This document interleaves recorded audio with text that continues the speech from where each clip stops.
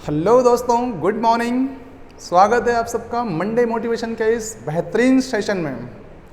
दोस्तों, आज आप बहुत कुछ सीखने जा रहे हैं, इसलिए इस स्टोरी के अंतिम मोड़ तक आप बने रहें। ठीक है, तो आइए स्टार्ट करते हैं। उससे पहले आप सबको जय हिंद, वंदे मातरम, सलाम, नमस्ते, सत श्री अकाल, आदाब, गुड मॉर्निंग। दोस्तों, एक भिक्षुक का एक आश्रम था और वो भिक्षुक अन्य भिक्षुकों को ज्ञान दिया करता था, यानी कि जिसको हम कह सकते हैं जैन मास्टर का एक आश्रम था और वो अन्य अपने भिक्षुकों को ज्ञान दिया करते थे, मतलब शिष्य बनाकर रखते थे। ठीक, एक दिन क्या होता है कि उनके 3 सीनियर शिष्य आपस में बहस कर रहे थे। बहस इस बात की चल रही थी कि आखिर सफलता के लिए सबसे मेन चीज़ क्या आती है, एक निश्चित बात क्या है जो होनी ही चाहिए इंसान में। तो वो बहस को सुनते हुए वहीं से निकलना हुआ जैन मास्टर का, गुरुजी का। उन्होंने पूछा, भाई किस बात पर बहस चल रही है? तो शिष्यों ने एक स्वर में कहा, गुरुजी हम ये जानना चाहते हैं कि आखिर सफलता के लिए निश्चित चीज़ क्या होती है, क्या आप हमें बता सकते हैं? चूँकि हम 3 लोग जिन्होंने आश्रम में रहकर बहुत कुछ सीखा है, हम में से एक ऐसा है जो बहुत ज़्यादा मेहनती है, साहसी है। ये पल भर में किसी भी बड़े से बड़े कार्य को ख़त्म कर सकता है, जो मेहनत जैसा कोई काम हो तो उसको ख़त्म कर सकता है। एक बहुत ज़्यादा चतुर है जो किसी भी चीज़ को बहुत आसानी से सीख लेता है, समझ लेता है और किसी भी इंसान को पढ़ भी लेता है, इतना चतुर है। और एक हम में से ऐसा है जो बहुत ज्ञानी है, बहुत ज्ञानी है। ये यहाँ तक कि इतना बता देता है कि भविष्य में क्या होने वाला है, इतना ज्ञानी है।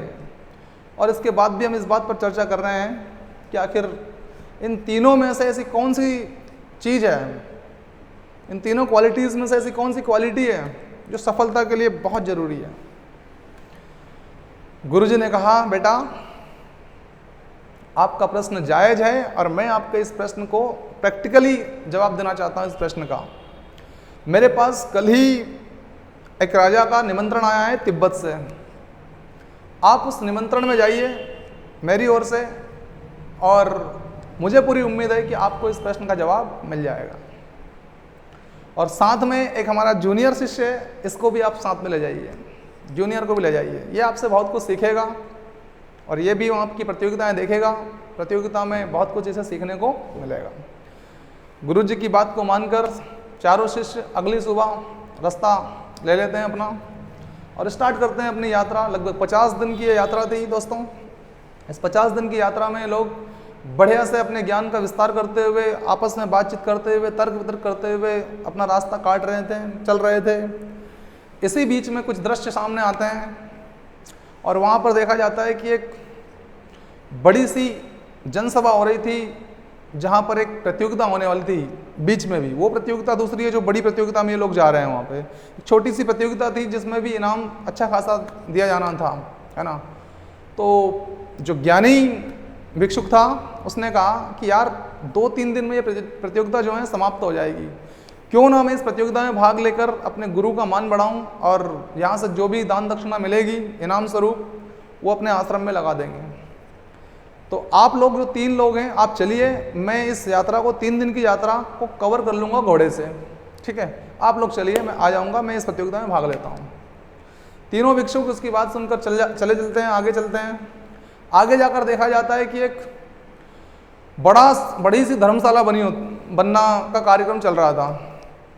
अब वहाँ के जो मुखिया थे उन्होंने कहा कि हम लोगों ने इस धर्मशाला को इतना तो बना लिया इन लोगों से, तीनों भिक्षुकों से, लेकिन इसका जो छत बनाने का प्रक्रिया है उसका पूरा ज्ञान हम लोगों को नहीं है। तो आप में से अगर कोई ऐसा व्यक्ति हो जो छत का ज्ञान हमें दे सके और 2-3 दिन की सेवा हमारी कर सके तो बड़ी कृपा होगी आपकी।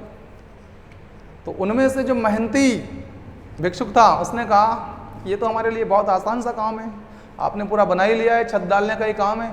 उन दोनों से कहा आप लोग चलिए, मैं 2-3 दिन का समय जो रहेगा उसको घोड़े के माध्यम से कवर करूँगा, जैसे भी होगा मैं तुम्हारा साथ जल्दी ही पकड़ लूँगा, तुम्हारे साथ आ जाऊँगा। ठीक है, ऐसे करके ये बंदा यहाँ पे रह जाता है। ठीक है, ये सारी बातों को गैस कर रहा था कौन? वो चतुर भिक्षुक, कि देखो ये इतने ज्ञानी हैं, इतने पढ़े लिखे होने के बावजूद भी जो हैं डिस्ट्रक्शन से बच नहीं पाए, डिस्ट्रक्शन से बच नहीं पाए। इस बात का एनालिसिस कर रहा था ये चतुर भिक्षुक। इसने कहा कि मुझे सावधान रहना है और मुझे कहीं रुकना नहीं है। अंतोगतवा शाम होती है और शाम में ये जंगल के रास्ते से गुजरते हैं और वहाँ पर एक घर इनको नज़र आता है और सोचते हैं चलो रात यहीं काट ली जाए, सुबह से फिर रास्ता अपन तय कर लेंगे, निकल लेंगे। दरवाज़ा खटखटाते हैं तो वहाँ पर एक सुंदर सी कन्या दरवाज़ा खोलती है और रोते हुए कहती है कि बहुत बहुत धन्यवाद आप लोगों का जो आप आए। मेरे पिताजी सुबह से जंगल गए हुए थे, अभी तक लौट के नहीं आए हैं, इसलिए भैया और मम्मी दोनों उनको ढूंढने के लिए गए हैं और मैं अकेली हूँ। बड़ी कृपा होगी अगर आप लोग यहाँ पर रुकें, रात भर इतने पिताजी आ जाएंगे, फिर आप चले जाना। इन लोगों को रुकना ही था, ये दोनों भी रुकते हैं और सुबह चलने की तैयारी ये लोग करते हैं। और फिर वो लड़की रोती हुई आती है कि मेरे पिताजी अभी तक नहीं आए हैं, आप थोड़ी सी और कृपा कीजिए और थोड़ा समय और रुक जाइए। अब इनमें से जो चतुर भिक्षुक जो था और रात को ही इस कन्या की सुंदरता जो थी उससे मोहित हो चुका था। उसने उस जूनियर से कहा कि तुम चलो, जैसे ही इसके पिताजी आते हैं मैं आता हूँ, ठीक है ना, ये बेचारी अकेली है, ठीक है ना, इसको सहारे की ज़रूरत है, तुम चलो, मैं शीघ्र ही रास्ता कवर करूँगा किसी न किसी माध्यम से, आप चलिए। जूनियर भिक्षुक जो था वो अपने सीनियर की बात कैसे काटता, बात सुनकर निकल जाता है और तिब्बत के जंगलों में जहाँ पर एक बड़ा आयोजन होना था वहाँ पर पहुँच जाता है और उस वाद विवाद की प्रतियोगिता में भाग लेता है।